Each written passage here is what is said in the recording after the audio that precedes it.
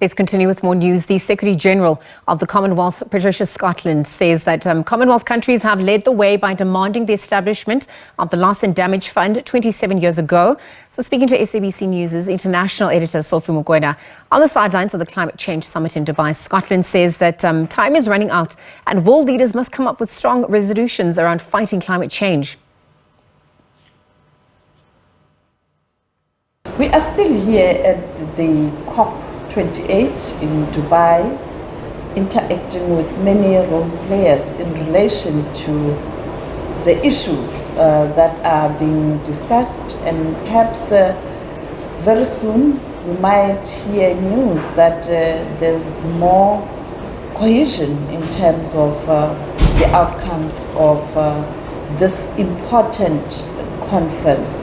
With me, I now have the Secretary of the Commonwealth, who is going to speak to us about how climate change has affected member countries. Good afternoon, SG. Good afternoon. The Commonwealth member countries, particularly when you look at small island states, they are really feeling the impact of climate change. Absolutely. You'll know that although there are 56 countries in our Commonwealth and we make up 2.5 billion people, that's almost half, or 1/3 of the world, 60% of them are under the age of 30. And of course, South Africa is a proud member of our family. But 33 of them are small, and 25 are small island developing states. And for them, this threat of climate crisis is not any longer a threat. It's omnipresent.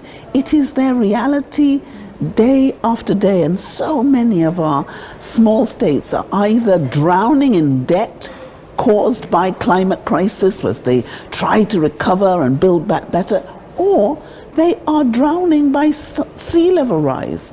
And some of them literally don't know whether they will see tomorrow. So for them, this COP is the lifeblood they need to keep on going. And this opportunity to absolutely make sure that the world knows we can have no more excuses. If we want to save our planet, it's going to take all of us. And we're going to have to come up with the ideas, the innovations. I've said before, human genius got us into this mess as a result of the 19th century revolution for industry. Now, human genius is going to have to get us out of this environmental crisis and this mess too. And it looks as if it's starting to happen. You're talking about humans who have caused this challenge that we have. It looks like the humans, again, are reluctant, particularly the political will from leaders of the world, to move with speed. I think it is about speed and it's about scale. But what I'm proud of is if you look at the Commonwealth, way back in 1989, Commonwealth leaders came together and they said if we do not address climate change, it will be an existential threat. That was 3 years before the first COP. Now you see it was the Commonwealth in Kigali when we met as the Commonwealth heads of government who said we need loss and damage. And after 27 years, we got loss and damage on the agenda. We took that loss and damage to Sharm el-Sheikh, and it was agreed by the world. Now here in Dubai, we are saying we need the money, and countries are starting to make those pledges. Now, we would say we need more because, you know, it's going to take us $4 trillion a year from now until 2030 if we're going to make the difference. But we're on our way. But we need people not just to make the pledge, we need them to pay the money, and we need that facilitated fast to the people who need it. So change is happening. Is it happening at the scale and speed we need? I think still not there. But what has happened is business is now joining us. So it's not going to be just the countries. Businesses seeing if they want to have a vibrant economy, they are going to also have to go blue and have to go green. So there's a step change, and COP's not over, so we have to keep on pushing. And remember, we didn't get loss and damage over the line until almost the last minute. And some people say it's not over till the fat lady sings, and she's not singing yet. Well, you spoke about business. Some people are saying this COP, business is pushing its own interest, particularly in relation to fossil fuel. Because we are in the Middle East, we are in the Gulf region. What's your observation? Well, I think if you hear from what people are saying, they say there is an acceptance that we are going to have to phase out fossil fuel. And you'll know in the Commonwealth, we've been doing the Commonwealth Sustainable Energy Transition, because we have within our family both those who produce oil and those who use oil. And for both, you're going to have to migrate out, but you have to migrate out to something. So green energy is now becoming much more cost efficient, much more cost effective. If you look at how much solar costs now, it's 80% cheaper than it used to be. Look at what Kenya has done. Kenya has 91% of her energy needs met by green energy. More than 47% comes from geothermal. So we now know it is possible for us to migrate from fossil fuels into green and blue energy. So we have to find out how we can do it quickly, how we can do it effectively. Is there going to be a debate and discussion? Of course there is. But that's why we're here. And the argument as to change is not being undermined. People are saying we have to change. The argument is about how, when, and if it will be done in time for us to meet this crisis. And it has to be done in time, and we all have to push hard. But I think this is not a moment for us to be pointing fingers at each other. What we have to do is to come together and decide how we get there. Because this crisis is something that we need to collaborate together to beat. This is not a competition between countries. It is a competition with the climate crisis. But South Africa is saying, yes, let it be a just energy transition. Because a country like South Africa, with lots of industries, they have to power the economy. On the other hand, because of the legacy of the past, many communities must have access to electricity. With Kenya, you don't have the type of industries that we have, the population, and perhaps the development there. You have to take that into consideration. Nigeria, the largest economy in the continent, millions of Nigerians don't have access to electricity. How do you manage that with implementation of this transition and no one is left behind? Well, I think that's the power of what we are now doing, because you put your finger on the pulse. What is a just transition? Because all of our governments have to feed their people. All of us want to deliver on the Sustainable Development Goals. All of us want to deliver on Paris.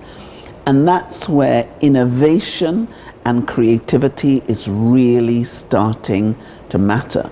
Because some of our countries, our scientists are coming up with huge opportunities. So for example, we're looking at carbon sequestration. Majority of countries in the global south are saying they were not responsible for creating this carbon, this crisis. 80% came from the G20. The global south maybe contributed about 3%. So they say this is an issue of climate justice on that basis. So we have to address that.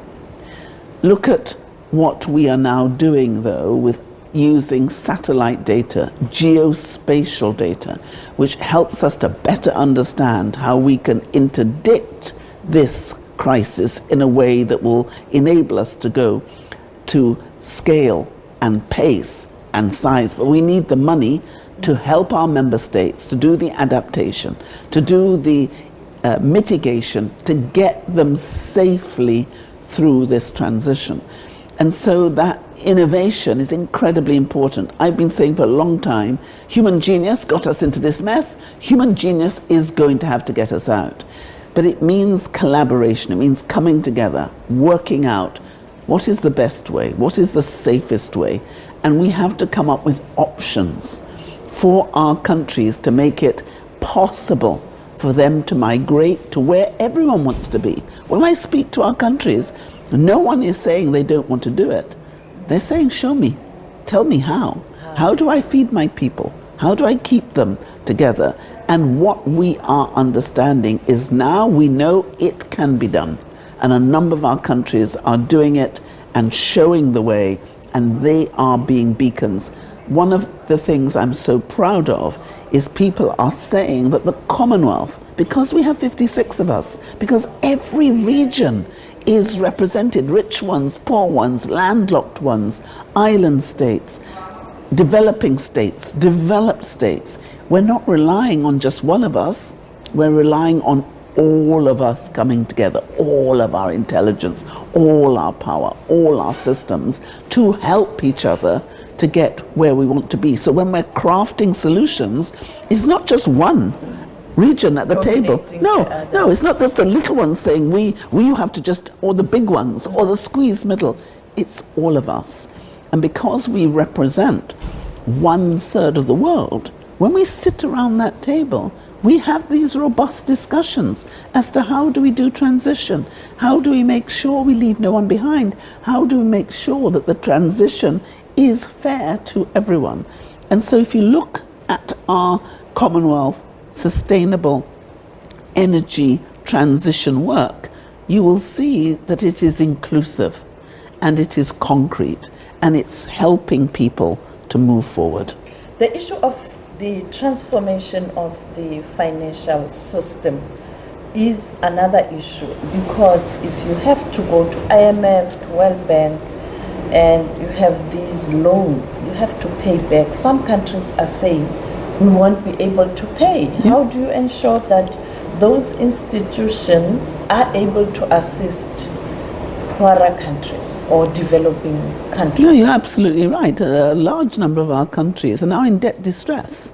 And when you look at how that debt was occasioned, particularly the small island developing states, they have a direct correlation between the climate crisis and the debt. So when a hurricane hits you, and as they did with my country of birth, and destroys 226% of your GDP, the hurricane puts everything you have worked for, the bridges, the houses, the hospitals, the schools, and dumps them into the ocean. What the hurricane doesn't do is dump the debt with it. So they take your houses, they take your roads, and they leave the debt behind. So a country finds, I not only have to pay back the debt that I have incurred rightly and prudently, but I now have to find more money to pay back, to build back better. And normally when I build back better, I have to pay even more than I did before. And if you're a middle income country, if you're supposed to be a high income country, nobody wants to give you financing which is appreciably lower to enable you to do it. So we have said in the Commonwealth, we need a universal vulnerability index, which will enable the vulnerability of your country to climate, to the exogenous shocks that have happened as a result of COVID, as a result of the food crisis, to be ameliorated. And we are saying that the international financial institutions have to be reformed. You cannot use GDP alone. It has to be GDP plus. And you'll know that the UN are suggesting a multi-dimensional vulnerability index to try and do this. And it is basically grossly unfair. The countries in the global south tend to borrow half as much as the more developed countries. And yet we pay back 3 times the amount.